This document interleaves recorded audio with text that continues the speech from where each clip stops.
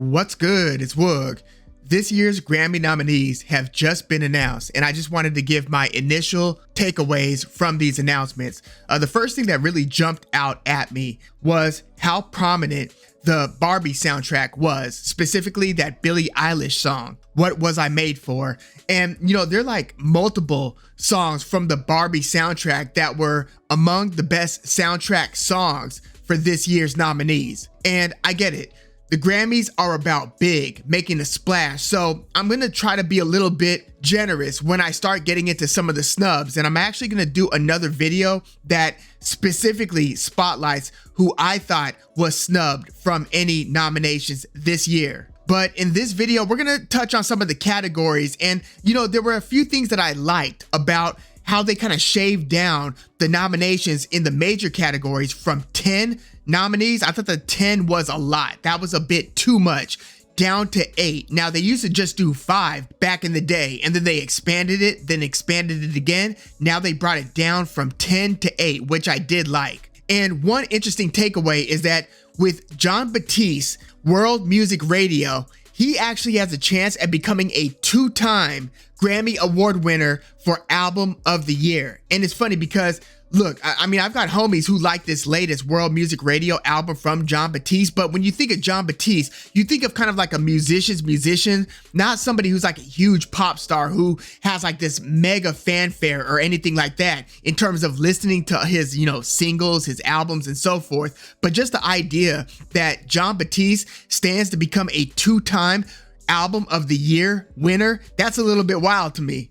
And I also saw that this was a huge year for boygenius. That's the singer-songwriter supergroup of Phoebe Bridgers, Lucy Dacus, and Julian Baker. Now, I'm a huge fan of each one of those 3 artists in their solo careers. So when they came together, first with an EP a few years ago, but then this past year with an album called The Record, I was very excited. And by most measures, the album delivered. Now, I like Phoebe Bridgers' solo albums, both of them. I like Stranger in the Alps and the more recent one, Punisher. I like both of those albums more than boygenius's The Record. In fact, I like Lucy Dacus's VHS and the album that she released before that, and there's a Julian Baker album that I like more than The Record. But The Record was kind of, this supergroup, singer-songwriter supergroup coming together, and they just had like a moment in, pop history, if you will, when you consider their tour, how viral some of their stuff went, some of their appearances,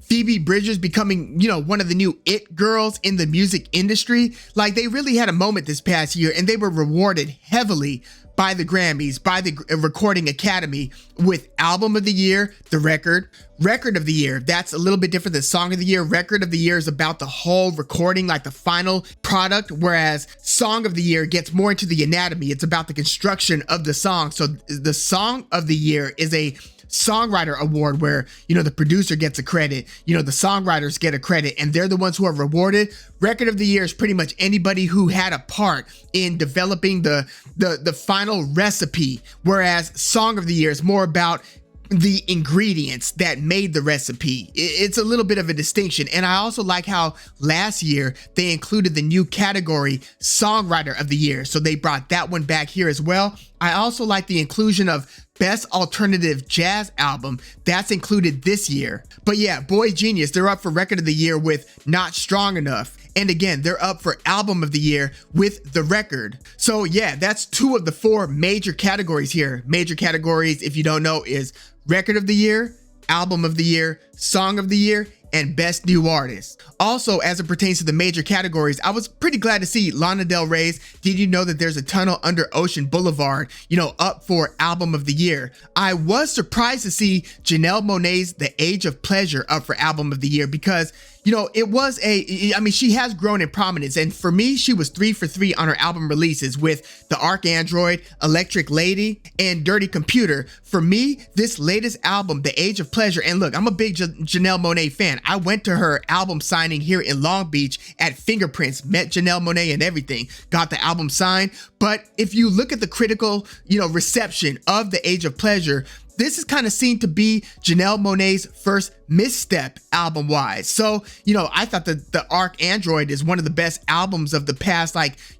13, 14 years. So I thought that that one could have been, Grammy worthy. Same with, Dirty Computer. I didn't think The Age of Pleasure was that album. I didn't think that it was worthy of Album of the Year recognition, but yeah, here she is with the nomination there. I predictably saw Taylor Swift's Midnights up for Album of the Year and certain Taylor Swift songs up for Song of the Year and Record of the Year. No surprise there. SZA, she was rewarded big. She's up for Album of the Year with SOS, and Kill Bill stands to win some big awards, both with Record of the Year and Song of the Year. So this could be a huge year for SZA, depending on what she does or doesn't win in some of these major categories. Olivia Rodrigo, she's up for Album of the Year with Guts. That's her follow-up to the very, very good Sour album, where she took home multiple Grammys a couple years ago. And I was surprised to see Miley Cyrus up for multiple major categories. Like, her song Flowers is up for Record of the Year. Her new album Endless Summer Vacation is up for Album of the Year, and that same song Flowers that's up for Record of the Year is also up for Song of the Year. I didn't expect to see Miley Cyrus so prominent in this year's Grammys. She had very mixed reviews. It wasn't a critically acclaimed album. It wasn't like a commercial smash. So yeah, I don't know if Miley Cyrus should have been this heavily nominated in this year's Grammys. Now, one of my favorite categories, if not my favorite category, is Best Alternative Music Album, because it includes so many subgenres under the big kind of indie umbrella. Like, you've got dream pop, you've got electronic, you've got folk rock, you've got all kinds of different sub-genre albums, and there's so many interesting artists that are releasing albums every year. One of the things that it's a little bit disappointing about not only this category in its nominations and the rock category is that they often go with so many legacy brands. Like, if you look at Best Rock Album, you've got Foo Fighters, which, they did lose their, beloved drummer, Taylor Hawkins. So there is some sentimental reasons for them to be nominated here. But, between Foo Fighters, Metallica, Paramore, Queens of the Stone Age, and then Greta Van Fleet, this isn't the most inspired bunch of Best Rock Album nominees, especially when, again, you have so many different artists, interesting artists releasing music. Now, for Best Alternative Music Album, that category, I thought that there was so much opportunity to award so many interesting artists. I thought that Kara Jackson's Why Does Earth Give Us People to Love, I thought that, as a very unusual style songwriter, she could have been prominently featured, but I get it. You want to go big. I mean, they go big with the nominees here. So Arctic Monkeys are nominated with The Car. boygenius, who again is up for a couple of the major categories, which if they don't win any of the major categories, I think that they might be the front runners to win Best Alternative Music Album with The Record. So they're nominated here as well. Lana Del Rey, who again is up for major categories, is up for Alternative Music Album as well with Did You Know That There's a Tunnel Under Ocean Boulevard? So, her and boygenius are up for major categories and for Best Alternative Music Album. But, to see Gorillaz here, and I love Gorillaz, I love Plastic Beach, I love Demon Days, but to see them nominated here with Cracker Island, this wasn't their best stuff. PJ Harvey, I love PJ Harvey's work. I even love that, that early 2010s album, or was it late 2000s, Let England Shake. I love that album, but to see her nominated here with I Inside the Old Year Dying, I just thought that Best Alternative Music Album is such an opportunity to award some of the more interesting artists and some of the more interesting albums that are out. The Lemon Twigs had a very, very good album this year. Caroline Polachek, formerly of Chairlift. I was expecting to see Caroline Polachek's album nominated in multiple instances in this year's categories. I didn't see them. So you're going to see when I do the snubs video, Caroline Polachek's going to be there. Kali Uchis is going to be there. I thought that she was going to be more prominently nominated. And, with the Best Rock Album, those legacy brands that were nominated, if you were going to go there, you might as well go with Jethro Tull, who legit has been releasing very good albums with their last two. Jethro Tull's been around since the late 60s, and you still see Ian Anderson and company flute-based rock, releasing very good albums in the 2010s and 2020s. So yeah, if you were gonna go with legacy brands, you might as well have nominated Jethro Tull for Best Rock Album. Christine and the Queens, I thought that maybe they would be nominated in Best Alternative Music Album. You know, there's a rock band called Geese that had a phenomenal rock album called 3D Country. They could have been up for Best Rock Album or Best Alternative Music Album with their kind of, you know, genre blend of, you know, kind of rock and country rock and psychedelic rock, kind of like a blend of those different genres. I thought that Anoni and the Johnsons could have been nominated in Best Alternative Music Album. They had a very good album. There's a folk rock artist named, you know, Joanna Sternberg, who had a very good album. I thought that Youth Lagoon delivered big with their latest album. So yeah, Corey Hansen of Wand had a very good album. So again, I always look at Best Alternative Music Album where Bjork has been nominated like 9 times and has not won the award once. That's one of the biggest running jokes in my view with the Grammys. But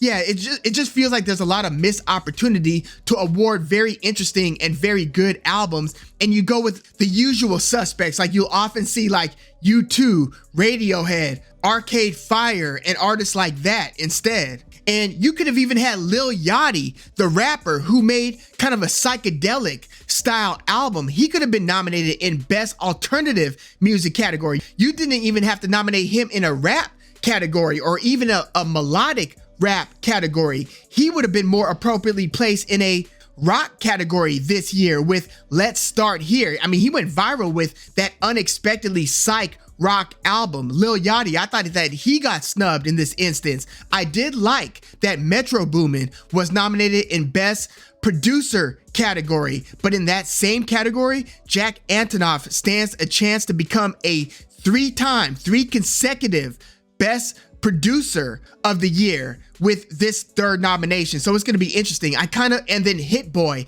is nominated there as well. And then King's Disease is predictably nominated for Best Rap Album, King's Disease 3 by Nas. So fully produced by Hit Boy. Hit Boy is up for Best Producer Non-Classical, again, along with Metro Boomin, who had a very good solo album, you know, with a bunch of rap guests, and produced the Spider-Verse soundtrack, which I thought that as much as Barbie soundtrack was prominently featured nominations wise this year, I thought that there should have been a lot more of those Spider-Verse soundtrack songs nominated in this year's Grammys. And then if we're looking at Best Rap Album, again, you've got Nas with King's Disease 3, you've got Drake and 21 Savage. Drake usually pulls his songs from consideration like The Weeknd does. Some people boycott the Grammys. Drake has been notoriously doing that with a lot of his latest releases, but in this case, he went ahead and submitted his along with 21 Savage with that album Her Loss. So they're up for Best Rap Album, as is Killer Mike with Michael, very good album. Metro Boomin, Heroes and Villains is up for Best Rap Album, as is Nas's King's Disease 3 and Travis Scott's Utopia. I look at Nas's King's Disease 3 and Killer Mike's Michael as being the front runners in this category. Although I wouldn't be surprised if Drake and 21 Savage, I mean, it's Drake, right? I wouldn't be surprised if they win it with Her Loss. I wouldn't be mad seeing Nas win again. He won it, I think, with King's Disease 1. I wouldn't be mad to see him win it again with King's Disease 3, which was arguably the best out of the 6 projects that have been released by Nas and Hit Boy with their collaboration. So yeah, I'm not totally mad at the Best Rap Album. Again, you expect them to go big with the names like Travis Scott, Drake, and 21 Savage. I was pretty happy to see Metro Boomin's Heroes and Villains, but I would have liked to have seen Billy Woods or Billy Woods' project with Elucid, Arm & Hammer. I would have wanted to see Billy Woods and Kenny Segal with their latest album. I just feel like between, you know, Billy Woods, Conway the Machine from Griselda, and you just have different interesting MCs who aren't rewarded on the Grammy stage just yet, even though they are some of the more interesting rappers in the rap genre. But again, I kind of expected Best Rap Album to feature some of the usual suspects, that are hitting big in the mainstream. So yeah, you can't be too upset about that one. It's to be expected. I did like that Always is up for Best Alternative Music Performance with Belinda Says, along with Arctic Monkeys, Body Paint, boygenius, Cool About It, who again, they're nominated in the major categories as well, as is Lana Del Rey with her song A&W. A&W is up for this alternative music performance. That's an individual song, as well as major categories. And then Paramore, This Is Why. So again, I'm happy with a couple of those nominations, like Always, Belinda Says, even though I also like the Always song, The Pharmacist, from that same album, Blue Rev. But yeah, I just feel like with a couple of the nominations here, Arctic Monkeys, Body Paint, Paramore, This Is Why, I just felt like this was a missed opportunity to spotlight some of the more interesting alternative music, performances over the past year, like some of the snubs that I mentioned, whether you're talking Caroline Polachek, she has some very good songs, and others. But yeah, and again, Kara Jackson, that's a songwriter that you really need to know. Check out her album, Why Does Earth Give Us People to Love? Very interesting and unusual style songwriter. But yeah, let me know your thoughts on this year's Grammy nominees. As we near the date of the ceremony, I'm going to do several videos that are individually category based, as I have done in years past. So keep an eye out for those. And I'm going to do some shorts, just kind of getting into some of the Grammys history as well. But yeah, let me know your thoughts on some of the Grammy nominations. Are you like, who did you expect to see? Was this more or less what you expected? Like, did you think that Barbie soundtrack was going to make such a splash and that we would see Billie Eilish's song all over the place here? And did you expect to see Jon Batiste up for another Album of the Year nomination? SZA, again, she's up for Album of the Year with SOS, and she's up for, the Song and Record of the Years with Kill Bill. I would like to see SZA at least get one of those major category wins, either with Kill Bill in one of the song or record categories, or with Album of the Year with SOS. That was a very good album. I wasn't, and I don't expect anybody to be surprised that Taylor Swift was up for individual songs from Midnights, and for Midnights to be up for Album of the Year. So yeah, who did you expect to see? Was this more or less what you expected? And who did you think some of the snubs included? Let me know your thoughts on this year's Grammy nominees in the comments. Like the video, subscribe to the channel if you love music like I do. I'm Woog. Thanks for tuning in.